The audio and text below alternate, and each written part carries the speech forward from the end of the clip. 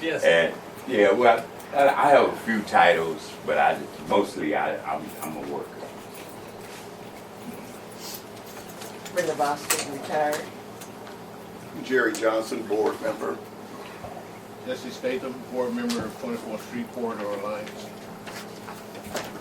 Doug Washington, outgoing executive director of the Love Jazz and Arts Center, also licensed drug and alcohol counselor with Buoyancy Family Services. And there's some flyers back here, so make sure you take one. Okay. All right. Elijah Ali, Network for Holistic Recovery. James Careway Reach Program. Rodney Nichols just recently became an empty nester, trying to find some positive ways to hopefully be a part of something positive to help our community. Carl Tyler. My name is Gloria Bradley. I live in the community and I came to this meeting to see what's going on so I could help out because I'm going to be retiring pretty soon, so I want to help now in the future too. And Tanya, I've been helping Tanya trying to anyway. That's how I do. I'm Nadra Davis. I am a business owner. My husband and I just bought the Ace Welding building off of 20th Street. I am here because, again, like my mom said, I would like to help out and get more involved in the community and seeing what we can do, bringing in small businesses and just help improve in that area and bringing business to the community. I'm also the associate registrar at the Community College. John Ford with the Church of God in Christ. Peace, Sean. Sabrina Wayne, I'm the office manager with Law Office of Justin Wayne. And I am Senator Wayne. I represent District 13. To give that an idea of where that's at, I start really at Miller Park on the north side, and I go all the way to Washington County, and I go all the way west to 96th Street, and I kind of zigzag back around through Swanson Parkway, back down to Miller Park. So I actually don't represent this area, but growing up, going to King Science Center, and most of the people I know are from this area, I have a duty to make sure that this area is successful. I was on the school board, born and raised in District 13. I was on the school board. And what you have here, I hope everybody has a copy, it's in the back, is, and I'm kind of just going to go through this and then answer some questions at the end. But what I felt like, and if you look on page 2 and talk about at least my letter, we've had multiple plans for North Omaha. We have, at least in my limited research, over 15 plans that all have Omaha 2020, Omaha 2050, Empowerment Network, Vision, a Village. All these plans sound good, but I feel like there's not been real action. And what I mean by action is, I believe what Martin Luther King said, basically, philanthropic is great, but we're overlooking what really is going on in our community and the conditions that cause the philanthropy to have to give in the first place. And what I translate that to mean is that if we have good paying jobs, 80 to 90% of our social issues go away. So we need to figure out how to grow economically in North Omaha and in my district. And I always say my district because my district is North Omaha until something good happens, and then it's Florence. But when something bad happens, it's always North Omaha. It is what it is, right? Right. So what you'll see here in this plan is my upcoming legislative session. Not all of this is going to be introduced this year, but this is what I plan on doing over the next 2 to 3 years. And in the back of it, you'll see that I have already had some wins where we build on the areas that I'm trying to improve in. So this is like a scorecard that I keep personally to make sure I'm moving what I'm trying to do forward. And the biggest thing is jobs, right? So I'm not going to go page by page. I want you to read through it, shoot me emails, questions, and it's still a draft because I won't know. And every year I come up with a new one. That's why this is Innovate Nebraska 3.0. When I ran 4 years ago, it was obviously 1.0. When I was on the school board, I had a different name for it altogether. So every year for the last 10 years, I just keep evolving this plan and checking off things that I feel we should be doing in the community. The biggest thing is about economic development. And so one of the biggest ways we can improve economic development is this year we have what's called our tax incentive package on the chopping block. This is the most important thing for Nebraska as a whole and what the body's going to deal with. The two top things you always hear about in Lincoln is property taxes, and there's always something else. Well, this year is the tax incentives. So every corporation, major corporation in Nebraska gets some kind of tax incentive. Union Pacific, Kiewit, all the big players get money back from the state. That expires at the end of 2020. So there has to be a new one that we pass. Well, what that means is we get to leverage some things to make sure we get our votes. So one of the first things you'll see in my packet is I'm trying to create some type of urban development tax incentive. Because creating 2 jobs in North Omaha to me is equal to Kiewit creating 100 jobs. If we can create 3 jobs in North Omaha. So we're going to develop something around this term called extremely blighted. If you guys don't know, let me step back, I guess, and tell you the framework of me being a legislator. There's 49 of us, and each of us represent a district, but we also represent the state. So there's only 49 people, so if you think about that, all I have to do is get 25 votes. But every idea that I want to put forward either faces a governor override or a filibuster. So my number goes from 25 quickly to 30 is what you need to override the governor, and most of the time I have to get 33 votes. So the accomplishments you see there, any of those accomplishments, I got 40 or 40 plus votes. So it takes a lot of work. It takes a lot of work and a lot of energy. But from that perspective, I have last year got the body to start talking about North Omaha, transportation, and economics. So what happens is there's a small program out in western Nebraska for livestock. And if you invest $50,000 or you create 2 jobs, you get tax incentives. Now, nowhere else is that being done. So I'm taking that same idea and I'm applying it to extremely blighted area. Right? The reason it's called extremely blighted is because we cannot use race-based in Nebraska. There was an amendment that was passed in 2006 or 2004 that required us not to be able to use race. So we're using this poverty census tracts, and it just so happens if you look east of Omaha, East Omaha, which is really 72nd East, where most black people live, we are at 200% of the poverty rate, and 200% of the unemployment rate, and at least 30% poverty rate. So by using census tract, I can still get what I want and accomplish what I need. And the legislature so far has been receptive to that. So what we're trying to do is take that same concept that they're using in rural Nebraska for livestock, but we're going to broaden it and say anything in extremely blighted areas, if you invest in the community and you create jobs in the community at a smaller level, because the reality is we're not going to get a $30 million project in North Omaha.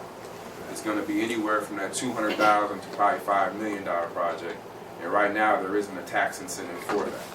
So I'm trying to incentivize for North Omaha, if people want to create jobs down here, we should be able to do that. Now, why is that important? Because the only tax incentive we have in Nebraska, well, one of the major ones, is called TIF, Tax Increment Financing. So if you're standing downtown at ConAgra's campus, everywhere you look is TIFed. That means everything was built with tax increment financing.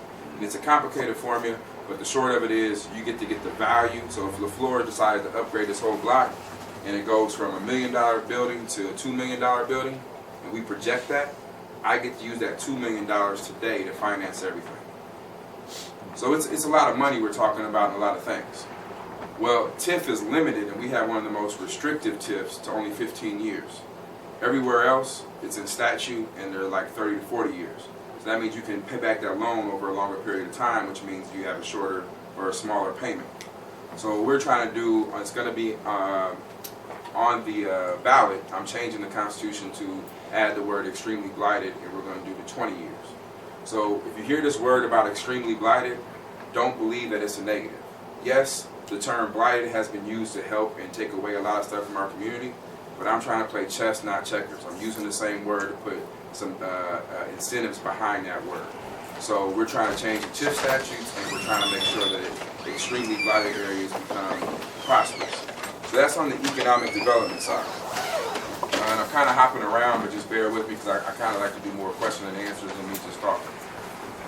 The other part of it is about improving infrastructure. Clearly we got North Omaha, we are very neglected when it comes from the city.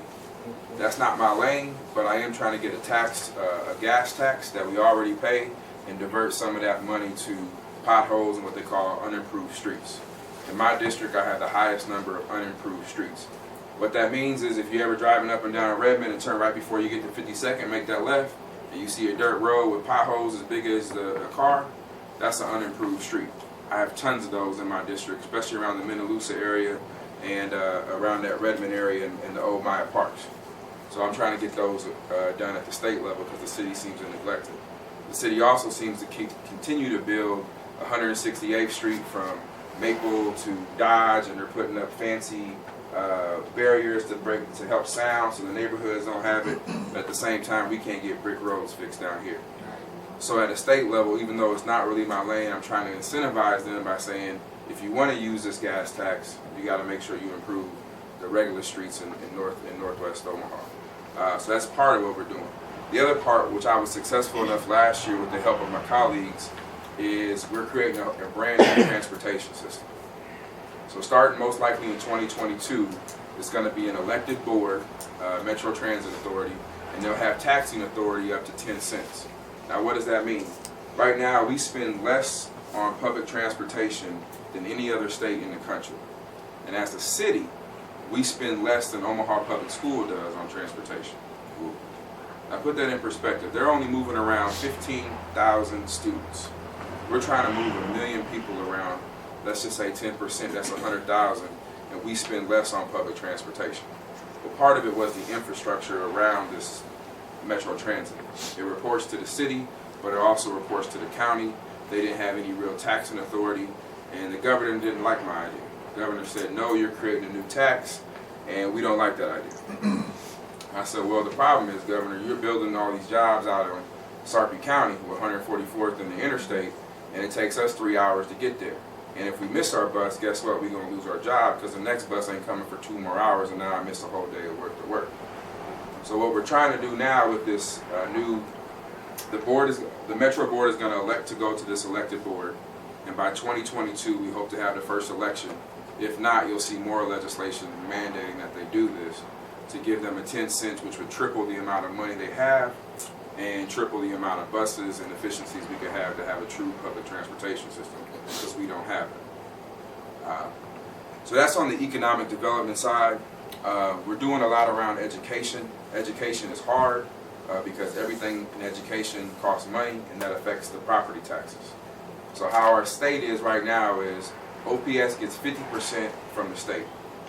The rest of it comes from everybody who owns property and everybody who rents property, because you better believe that owner of that property is written to you and their taxes are included in your rent. So we fund that. We have to figure out how to make sure we fund this a little better, because statewide we have what's called equalized school districts or unequalized, and I'm throwing a lot at you, so just ask questions when we get to the end.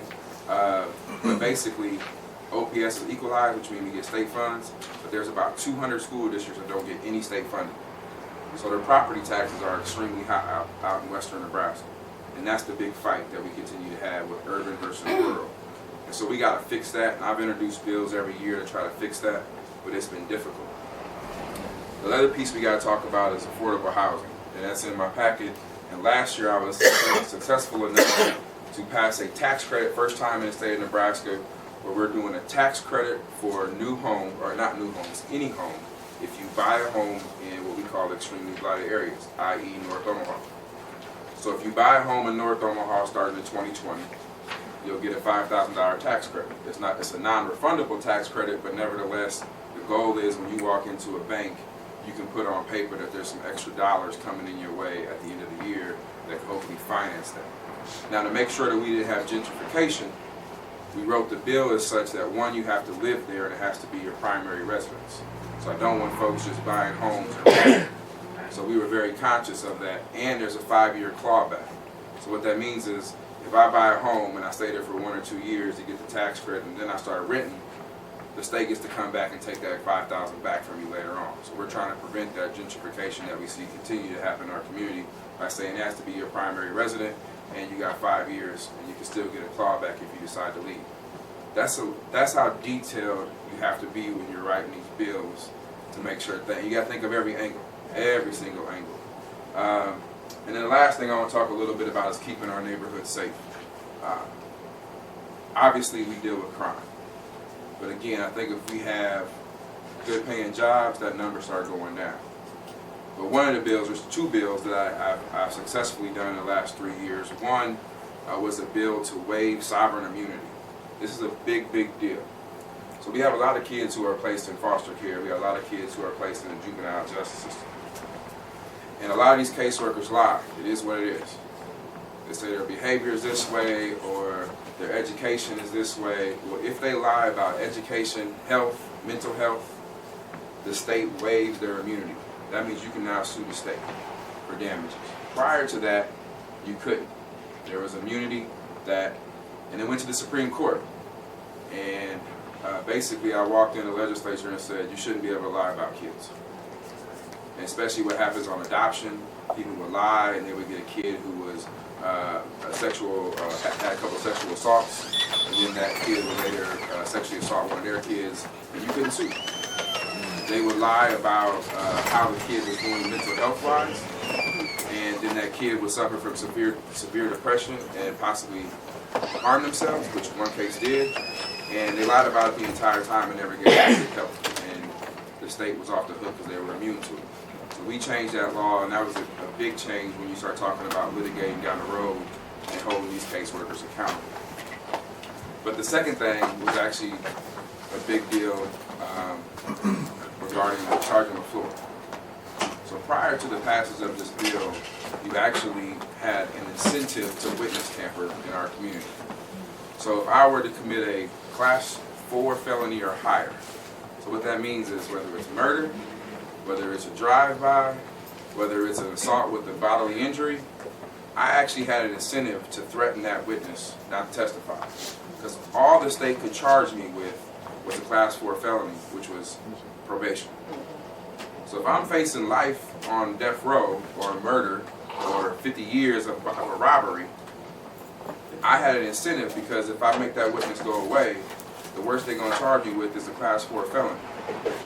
I get probation. And that actually took a lot of fighting because it's a delicate balance between making a harsher penalty and knowing that our community is going to suffer, but making sure we hold people accountable. Because what you have a lot of times, and a lot of it's domestic violence cases where they call each other, and nobody really hurt each other, but they call each other, and they start fighting, and cops are called, and one of them has to go to jail, the cops always say. That's not true, but one of them always goes to jail. Then they call back home the next day, and they work it all out, and everybody happy. Technically, that's witness tampering. So we had our community getting upcharged to a felony when it was only a misdemeanor, because that's how the law was written. So we had a lot of upcharges, and then we had a lot of our hardcore criminals getting away. So we passed that successfully. Everybody got on board. Nobody was against it. The first Senator Chambers were, but we sat down and talked to him quite a bit. And he was like, I don't like it because it's going to be used against our community, but there's no other option. There's literally no other option. And he agreed with that. And so that was a huge step in the right direction to make sure that we could hold these individuals we need to hold accountable. So that's kind of the three big points that I'm about. I do have a long-term vision for 16th Street. Has anybody drove on the Mormon Bridge, across the Mormon Bridge going into Iowa? Put your hands up if you have. Okay. So right when you cross the Mormon Bridge, there's an exit to nowhere. Well, I want to connect that exit back down to downtown. It was supposed to be done in the 1930s. It was never done. And that's part of the reason why we don't have growth in North Omaha. So if you think about it, down by the airport, you think about light manufacturing and those kind of jobs that we could benefit from. And you see all the empty land down by Carter Lake, Ames Locust Project, which has never gone anywhere. All that area, the reason it can't get developed because logistically, you can't move trucks. The only way you can move trucks in and out that area is to go downtown or up through Florence, which is 30th Street, the neighborhood. Right now, on average, about 1,200 trucks a day move in and out that area. So you build that bridge, you open up North Omaha, and you start to create real jobs. And that's part of the problem why people are building out west, because it's along the interstate. And right now in North Omaha, you can't get that easy in and out access that they want. And there's liability from a trucking standpoint when I gotta keep going through downtown, plus 30 days out the year, downtown is closed. You got 10 days for the College World Series, and then you have different concerts that go on around that main corridor.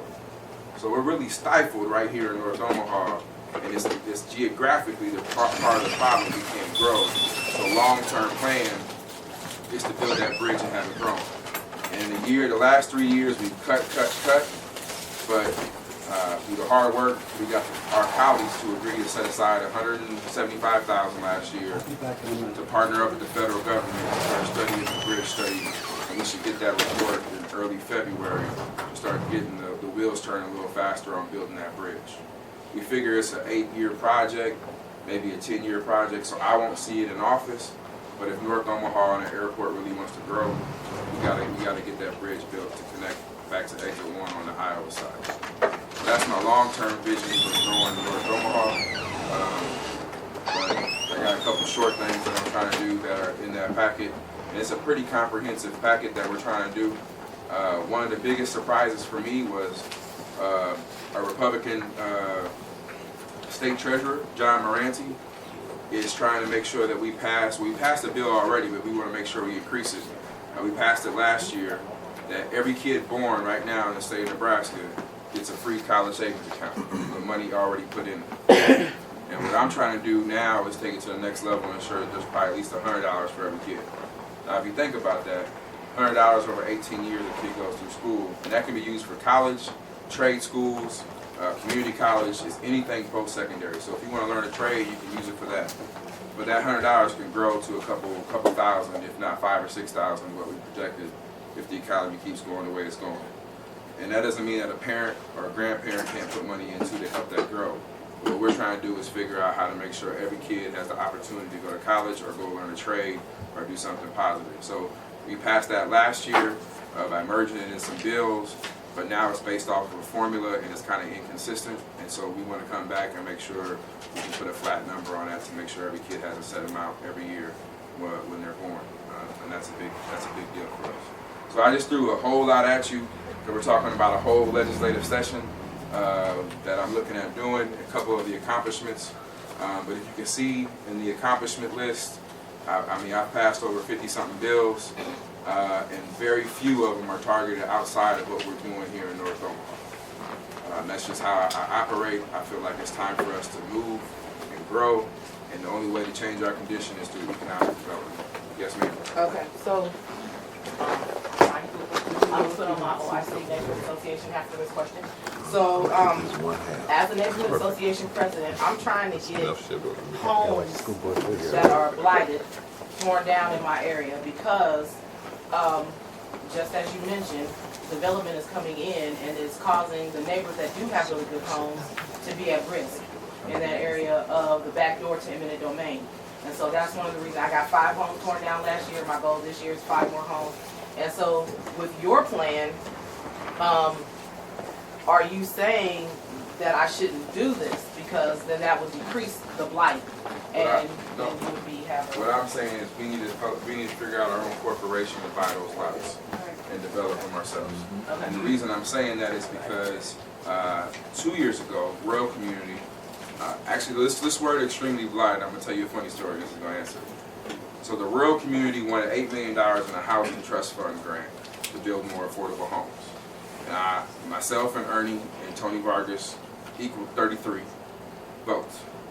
So literally I was at a taco restaurant sitting with my staff, and I said, we have to figure out how we get something for North Omaha. And we kept looking through definitions, and finally my legal staff said, why don't we just call it super blighted? I said, no, I don't like that word, super blighted. And so we got on the internet and figured out we're going to use extremely.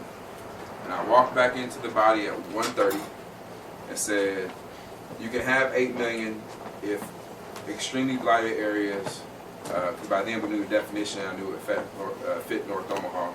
If extremely blighted can also participate in that $8 million. So right now, there is about $3.5 million left that the rural community have not been able to fully use, that we can use today to not only buy land, but start developing it.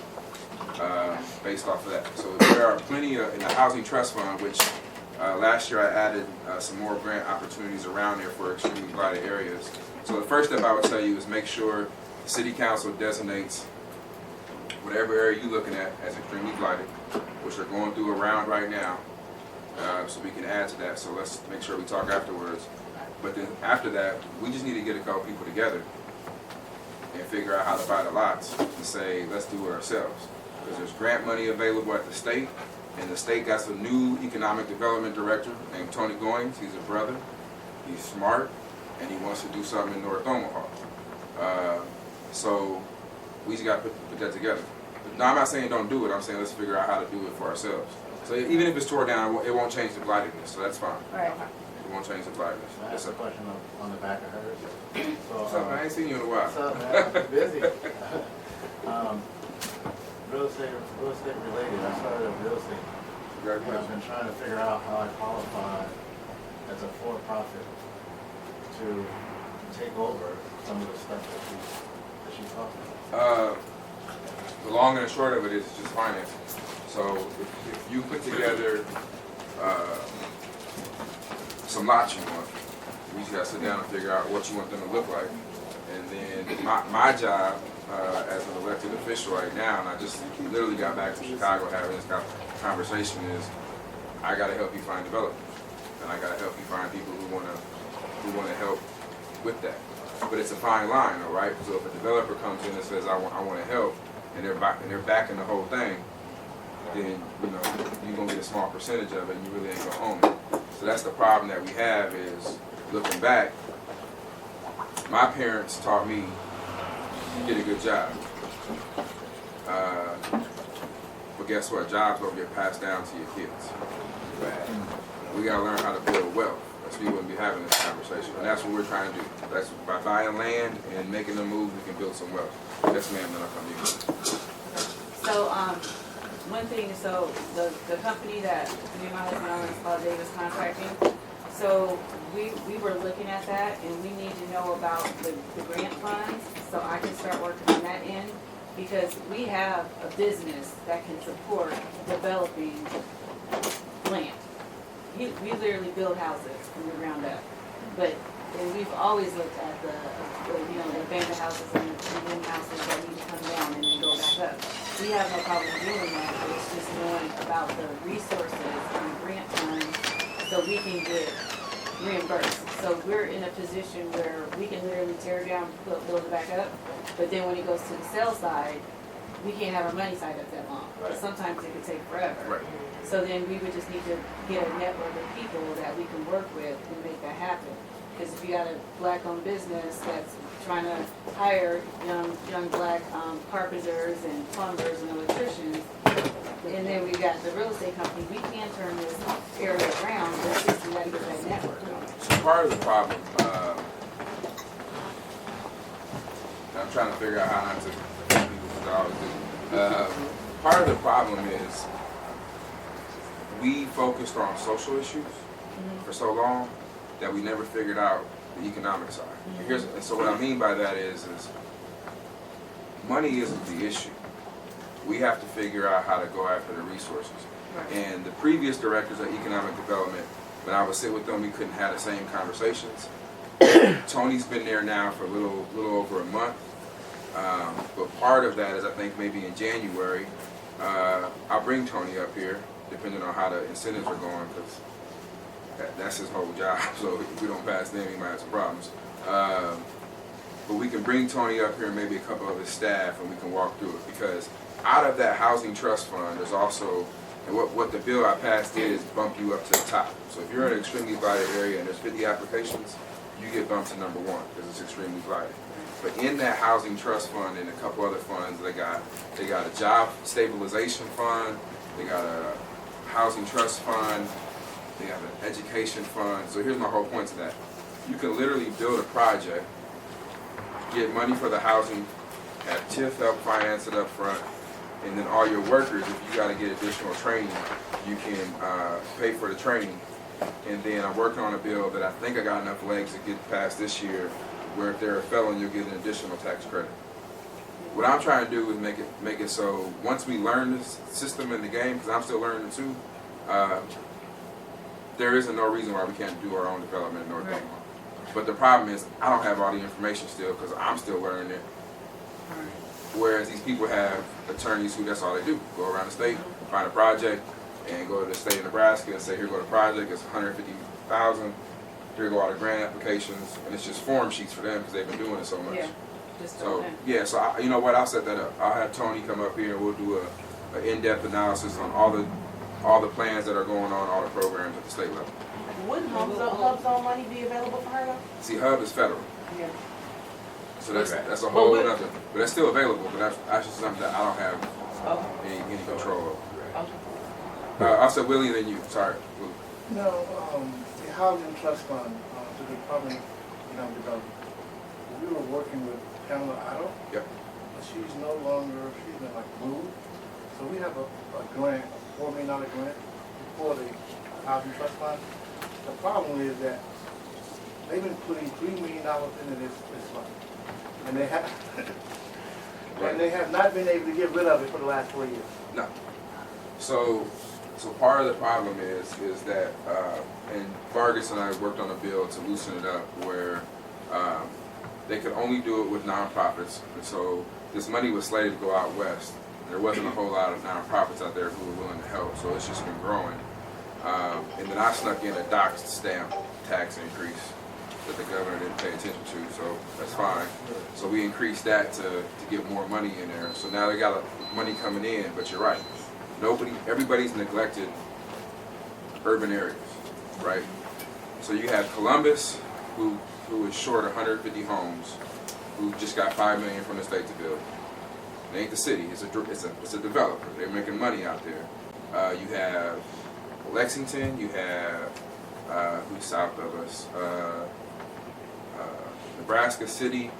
All these areas are having the same affordable housing crisis that is in the inner city. They just are ahead of it because they've been working with the Department of Economic Development for all the other stuff they used to do on the ag side. So they've been getting tax breaks forever, so they're used to this kind of stuff. We're just not used to it. So yeah, there's money there and they can't get rid of it every year. Oh, I'm sorry, I go to him now. I'm trying to keep order. Yes, sir. Yeah. First of all, I want to thank you for coming. You're the first invited elected official that has spoke to this group in over 2 years. So I appreciate you coming. Also, your statement about the number of developmental programs, which is around 17 now, beginning with the Model Cities proposal of 1979, which, for some odd reason, the dynamics of that particular proposal has never changed. The embodiment of it is slow, but you can see it as it progresses. And even in mentioning the 16th Street, it identified that it was in that book that was recognized 16th Street as being the Sunset Strip of the Midwest. With that, and with that understanding, here again, and I recognize that you're not predominantly in this, but you catch the flack of the flow that goes into that. So actually, you have a very hard job keeping things harmonious. With the medium age of 54 being the less than 15% blacks that own property, that period of time there could slam the door shut. So when we talk about these kind of incentives and other kind of things, have you seen the living wall at you seen it? You know how it identified certain laws that were put into place that actually cause us problems? On the wall? Yeah, the living wall, yeah. I just seen it. No, that's more. You didn't really get into it? No, sir. Okay, if you really get into it, one of the top things about it is that it shows how the laws that were put in place throughout this whole time actually still kept us in oppression. Okay? And here again, all these properties, and keep saying that the gentrification has not occurred, causes difficulties as it applies to what is and what is not. You being involved with the contractors during the period of time where we were going through that, and at that time the main thing was that we were qualified, but now the problem is we can't afford the equipment necessary to get done what we need to get done. Still in litigation with the city on some stuff. So from a political perspective, from and even though you help with that marijuana law, and I understand that, make it the best you can for us, because after a while we ain't gonna be able to understand nothing anyway.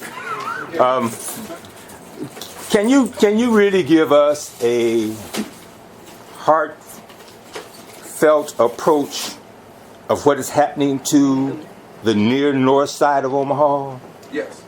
The short answer of it is you just gotta look at the words, right? It was North Omaha, Cumming Street, really, right? Everybody said Dodge, but it was really Cumming Street. You know, if you were at Creighton, when I was at Creighton in 2000 or 98, you didn't come past Cumming. Now it's called NODO, North Omaha Development. So we're creeping out a little bit more to take over North Omaha.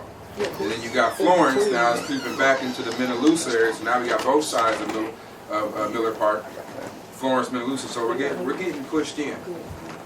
And it's disappearing very, very quickly. So right here, Tim, that's what happened. You come late. You go right there. So we are. You gotta have security. You can't have people coming in this late. We are being pushed, and we are losing ground. Now here's an interesting stat, and this is, and everybody, you know, outside of our community will blame Ernie. There's an article that just came out today that shows the biggest thing facing us in 2021 is going to be redistricting. And why this is important is because North Omaha is the only minority majority. But what the article came out today, and the data don't lie, is we lost 2,000 people in North Omaha. Now if you go 16 miles west to Senator Linehan's district in Elkhorn, they gained over 11,000. So that means Ernie district is going to have to stretch one way or another. And it's probably going to come into my district, which is what I'm going to push for. That means my district is going to fundamentally change. So the person after me is going to have a lot more ability to go out west and north and somewhere and deal with more farmers than I'm able to deal with. I mean, that's just the reality. And they're going to try to push that, because if Ernie's district goes south, you lost your minority majority. And if he goes directly west up into Dundee, you lost it again. That means you might not have any more African American representation down here. So if I get my win and I move it northwest, so it'll be Benson area, not Benson area, but 52nd and Ames, and by Mountain View, looking at the data, I can still keep a minority majority district down here. That's the number one thing on the line for District 11 in the next election for this area, is keeping that district. The second thing is we were getting, when I say people blame Ernie, when you're down there by yourself, you have to choose. Are you going to play offense or are you going to play defense? Because you can't do both. It's just too much work. I filibuster one bill of voting ID for voting, and that's a lot of work. Ernie's down there fighting every day to stop bad legislation. And when you're spending that much time stopping bad legislation, you can't move things forward. It's just it's the reality. And so I'm taking the other approach where I'm just going all offense. And that's why I'm doing economic development. And that's why me and Ernie work so well together, because we're taking two different approaches. But with that, that's why people blame Ernie, that he hasn't done anything in the sense of economic development, but you really can't.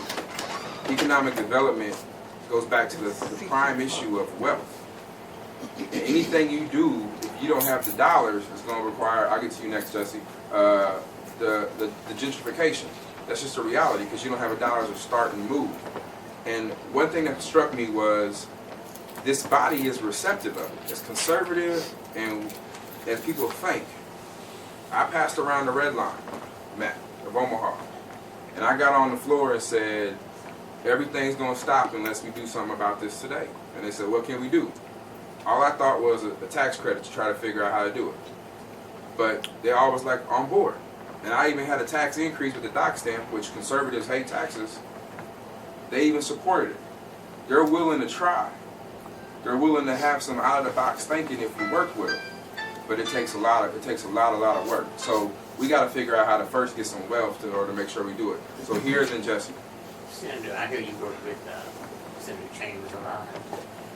How about the city councilman in this area? Did you work with him also? Yeah. I wish that was different. Okay, that's all I'm working on. It's good. Jesse. Senator Wayne, when are you termed out of the legislature, and after your term is over, what are your plans politically? I run again next year, so 2020, and then I got 4 more years, and then I'm done. There's been talk about changing the Constitution to allow for 3 terms. I don't know if that'll go over, but I'm termed out. As of right now, I'm not planning on anything else. And let me just be blunt about it. When I left to become OPS president, I had to leave the railroad. And I was making really good money at the railroad to redo basically OPS. We shrunk the board, we had a lot of changes. I only get paid $12,000 a year down there, and I'm a small business owner. So you figure from January to June, I make no money. I'm down there every day. If it wasn't for Soraya at my office, I probably wouldn't even have a law firm. All my clients would leave. She's just good at being nice and talking to him and making sure that he'll try to get to you on the weekend. So, yeah, I gotta figure out what's best for my family before I make that decision. I know he's been waiting for I asked a that second. question in regards to this plan that you put forth, and want to know, as a community, what should we expect after you're gone? What I think we should expect after I'm gone is that we continue to, one, to be blunt, we got to make sure people do business with black folks. That's our number one thing.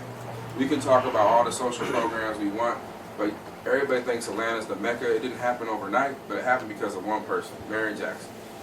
He stood up and said, we are not going to turn a piece of ground at the airport when they want to do a $3 billion project in the 79, 80s. We're not going to touch a piece of dirt until 50% go to black people. And they settled at 27. And from that $3 billion project, that fundamentally changed everybody. Now put that in perspective for Omaha, east of 42nd Street, we spent over $3 billion in the last 6 years.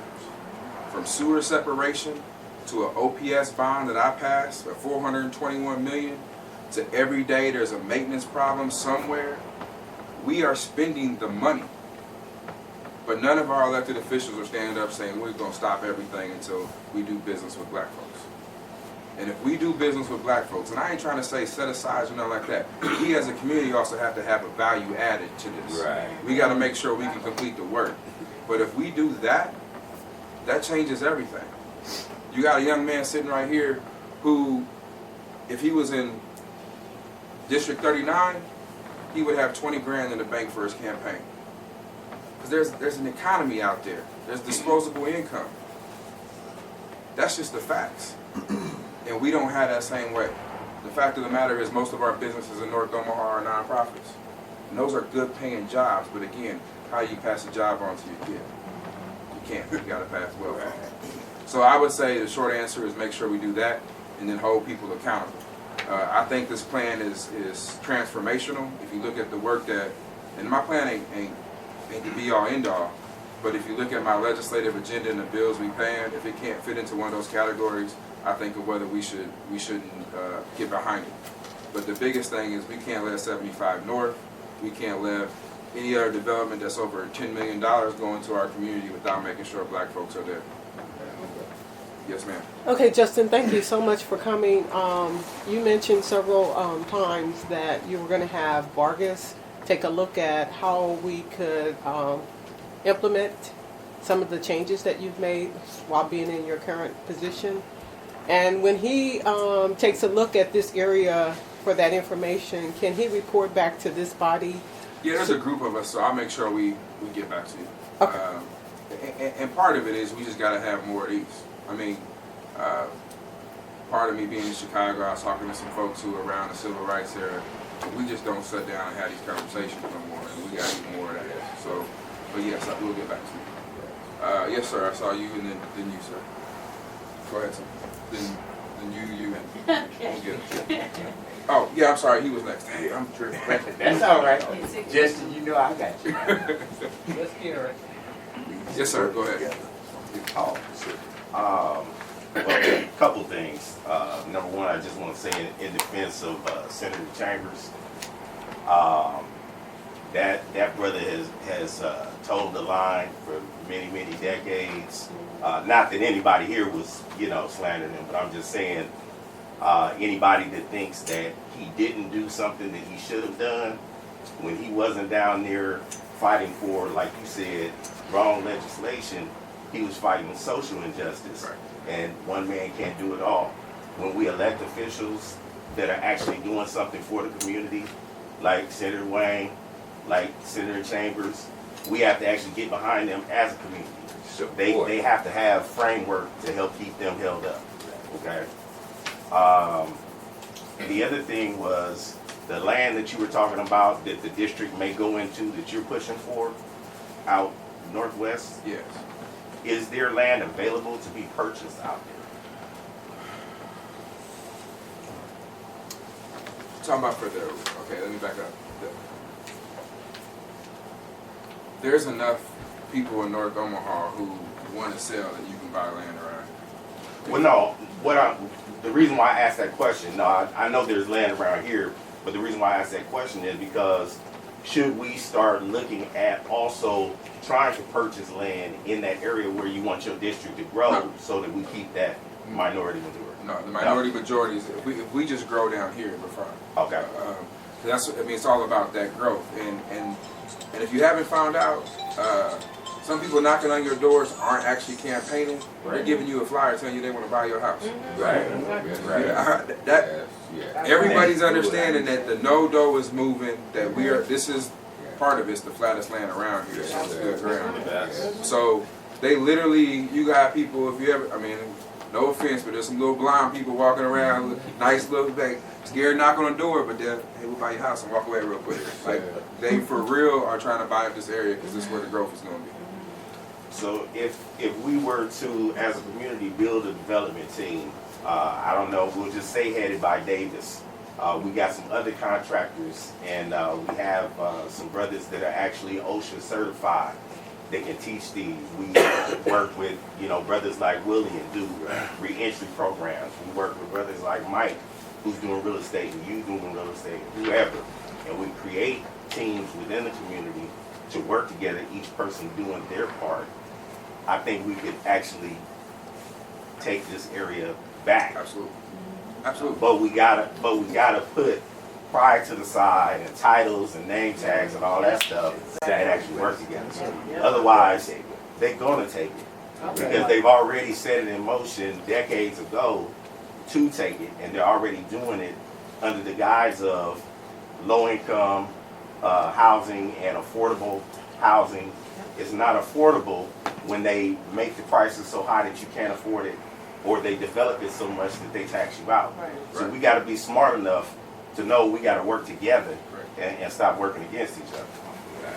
So part of my commitment, Commitment 2020, is regardless of my campaign, it's I'm gonna try to have more meetings with just people about what's going on, how do we network, how do we get it together.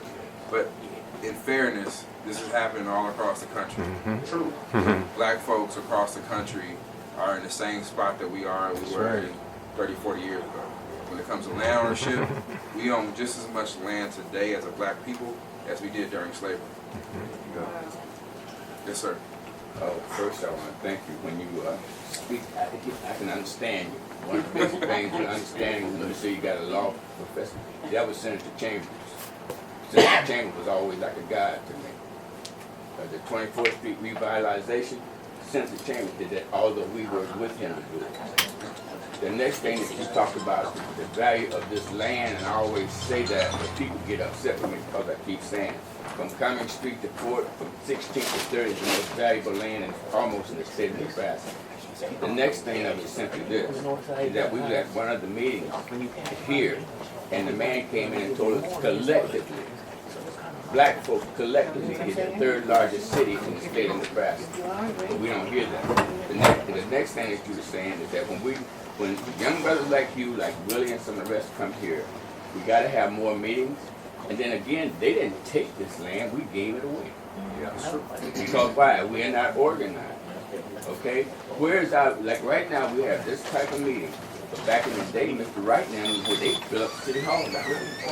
So until we start doing that, and now you got out there, you got people understanding, you've gone places, gone round and round, and now you're bringing it back home. You ought to imagine what we got to do. Well, that's my commitment. Yes, sir. I missed you, sir, in the hat back here. Sorry about that. Go ahead, sir. Yes, sir. When I was in Atlanta, I met some people called corporate credit business consultants, and they teach people how to build good business credit.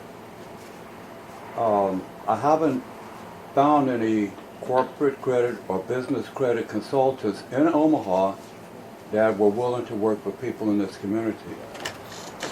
So I know of a couple. There's one right in front of you. Corporate Reach credit program. consultant. They do a little bit of that with Winsley. But Winsley's good at that, and that he works with the Reach program. So right. Yeah, you can get his number You're a afterwards. corporate credit consultant? No, well, with the REACH program, we help people. That's not what I'm talking about. No. But I'm saying Winsley does that specifically. If somebody wanted to really work on their corporate credit, Winsley will do that. He runs the Reach program, but the program Reach itself is not that. But that's who I refer people to if they want to work on their corporate credit. That's just To build up good corporate credit? Yeah, he's really good at it. I was going to suggest to have a lot more people learning how to be credit consultants. If we had like 5 or 6 credit consultants in North Omaha, we would have equal access to money. You know, Don't because disagree. if you don't have equal access to operating capital, because you don't know how to build a business credit up strong, Right. then you're coming to the battlefield with a stick, and the other guy's got an army tank, satellite, airplanes, Right. helicopters, and all you got is a stick.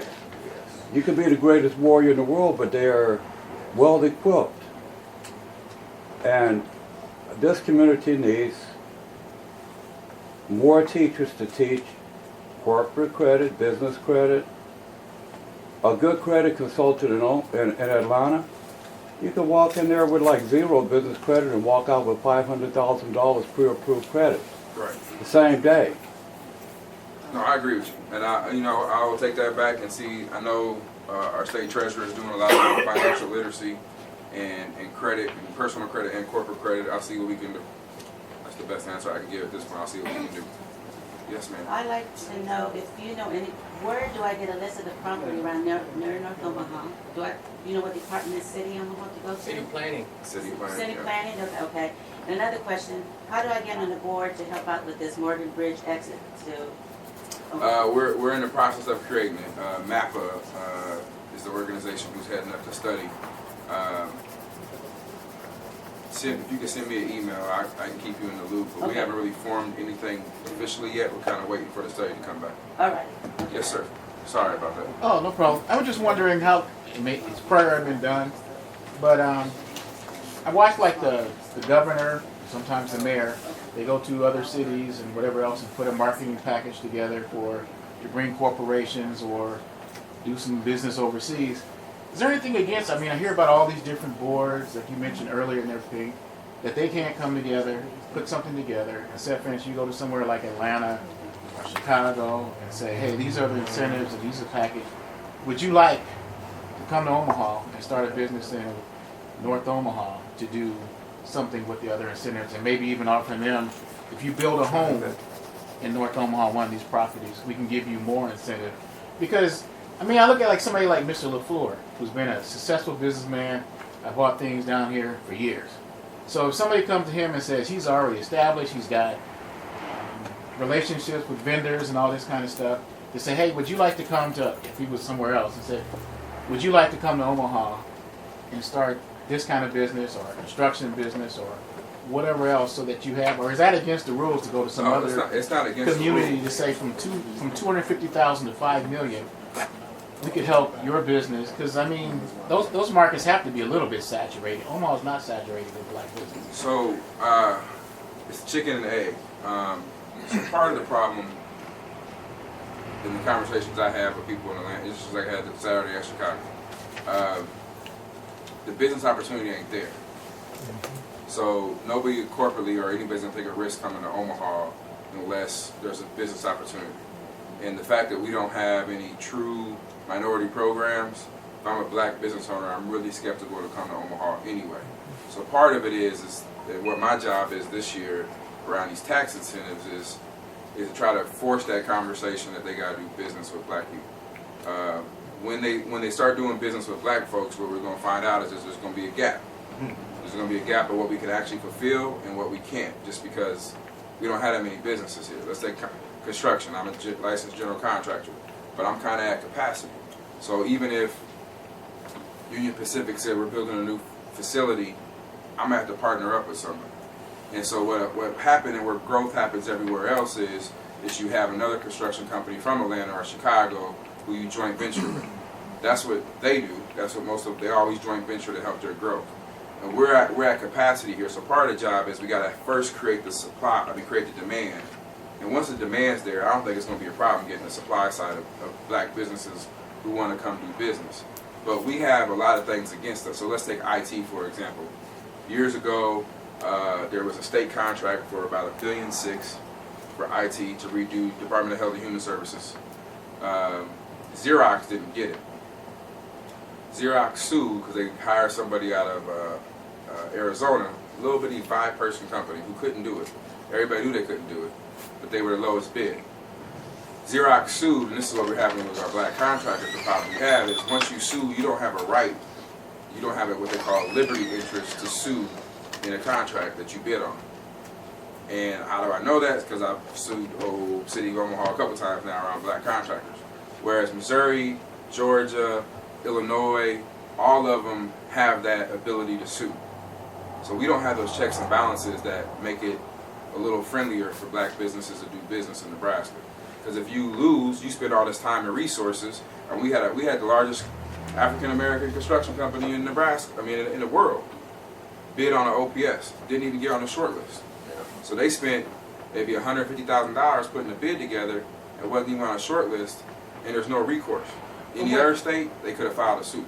But when you said like when I moved over on 52nd and Heartland, when I first moved there like 25 years ago, went down to the city, and they actually told me that they were looking at doing some development with Vickers and some of the other stuff that was coming in, and that's why the property tax Last question. were assessed and the way they went up. I mean, aren't you somewhat privy to what's going to be developed over the next few years? And if you were going to a business to say, hey, look, over this next few years, and like that's what you said. You said in Atlanta, they asked for a certain amount of money being done with just specifically black businesses. And if you're bringing in those type of entities and saying, hey, look, we know in the next 10 to 15 years, these are coming up, and there's a piece of that pie you can get, plus with the tax incentives to grow in this community alone. I mean, just here, like you said, hiring people in this community, making those things available. I just always wonder why is it that we always feel like he was saying, somebody's got to go to a class, learn about tax credit, they got to go and do it. And everybody's got to learn, but maybe bringing in some people that, like Mrs. LaFleur, or somebody that's yourself, lawyers that were established that maybe can't do it on the level that they want, to bring it here to get the incentives for them. We're trying to do that. So part of the issue is when you said about developments 10 years from now. There is a city master plan. But see, all of that city, that's not my lane. So University of Nebraska, they have a very good minority business program that if you are a black contractor on the construction side, you can get some work. And if you're having problems, I can put you in the right contracts to get on the professional side. They hire accountants. They do, that's my lane. But everything inside the city, I'm kind of stepping on toes, which I don't mind doing. But the reality is there's a master plan, but you got to go to the planning board, the planning committees. Every Tuesday, you'll see a list of all the replats that are being done at City Hall, and it just takes work.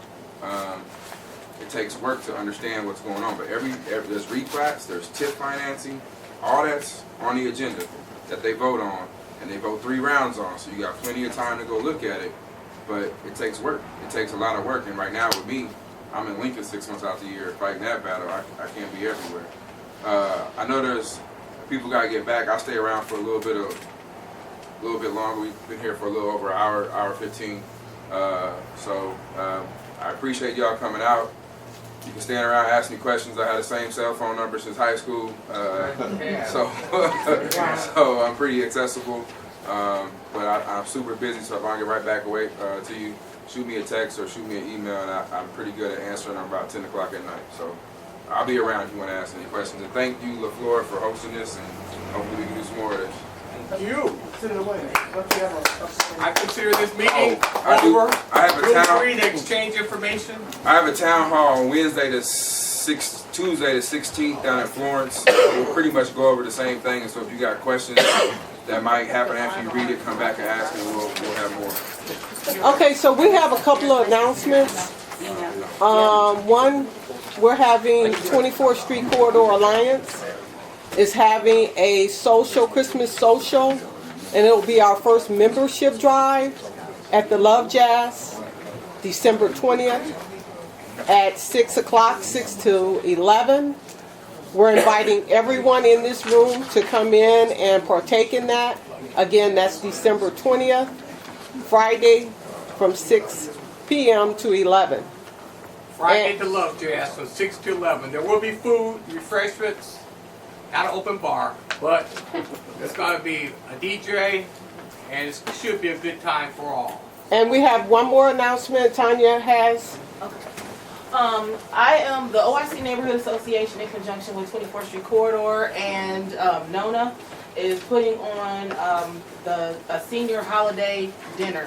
And I did this last year because one of the things that I found out was that during the holiday season, more seniors commit suicide because of loneliness and not having people to socialize with. So I did this last year. It was a great success, and now I'm teaming up with 24th Street Corridor Alliance and Nona to do it for more people. I did it for 70 people last year. Now we're trying to do it for 200 seniors this year. So if you have a senior that you know that you want to come out to this event, please contact me. And you can just call down to the Omaha Star. The Omaha Star's number is in the Omaha Star. It's 402-346-4041, and it's extension 5. Just leave me a voicemail and let me know the name and the phone number of your senior, and I'll reach out to them, and the address of your senior, and we'll send them an invite. And that's going to be December the 22nd at the venue at the Highlander. So that's on a Sunday, and it's going to be from 1 to 5:30 p.m. And it's free food, and they can come out, and we'll have a bunch of fun stuff for them to do. And I just want to thank Juanita Johnson again for the donuts, the coffee, and providing these soft chairs this time. We're moving on up. The corridor is getting comfortable in here. All right. We have a food pantry co-op, and we are opening Tuesday. The second Saturday and the fourth Saturday of the month. Last weekend it was kind of overwhelmed. We fed 80 families. It's kind of crazy, but you know someone between need of food, fresh food, please send them down the second and fourth Saturday of the month. Where at? 4200 North 30th. What time? It's from 12:30 to 2:30. Where's that at?